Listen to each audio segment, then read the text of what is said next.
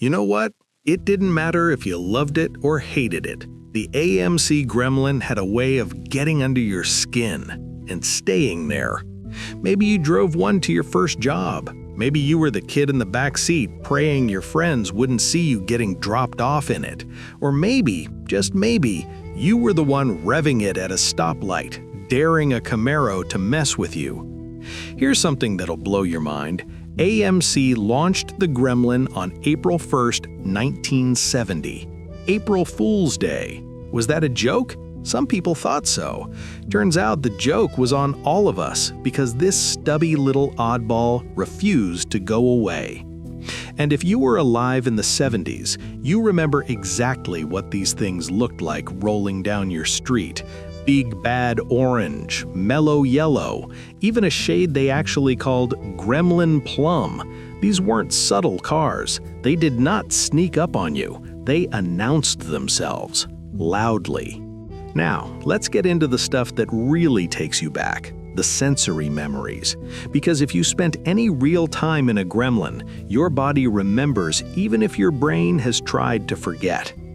Let's start with those seats.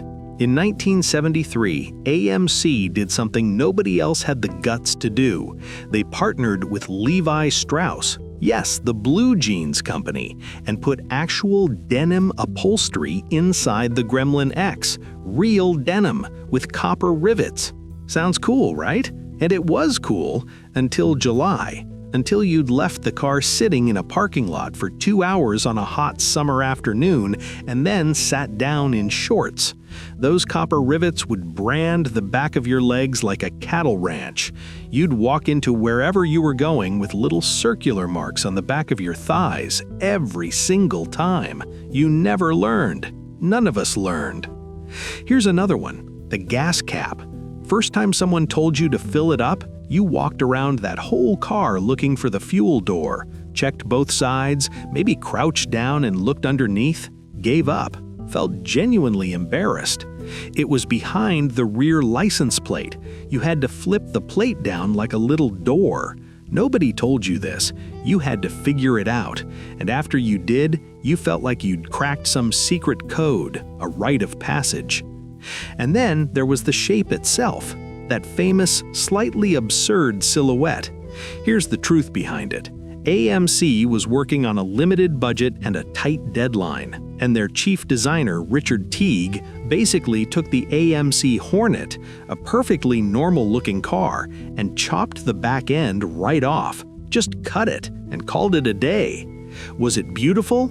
That depends on who you ask. Was it unforgettable?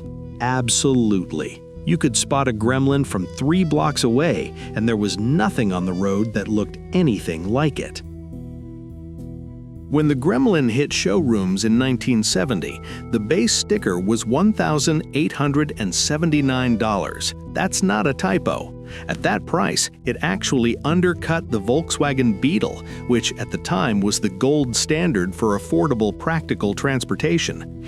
AMC had beaten the most famous economy car in the world on its own terms right here in America. What made it genuinely surprising under that chopped roofline was the engine.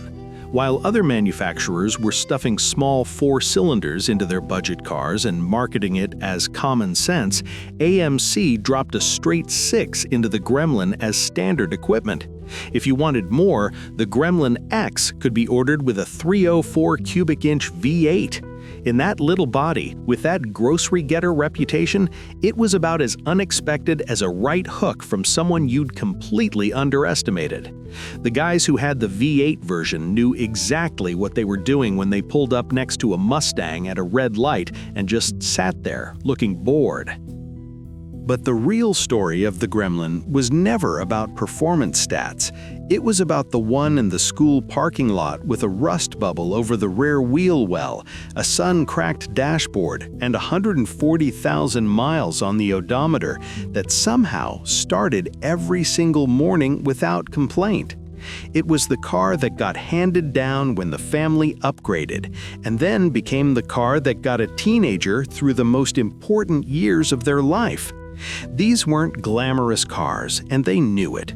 They were workhorses that outlasted every expectation anyone had for them. The AMC Gremlin ran from 1970 to 1978. 8 years.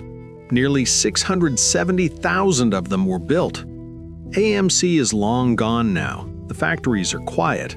But if you close your eyes and you think about a warm summer night in 1974, the smell of cut grass and exhaust, a radio playing something off an 8-track, and a stumpy little car in big bad orange parked out front, you remember. That's the thing about the Gremlin. It wasn't trying to impress you. It just wanted to take you somewhere. And it did.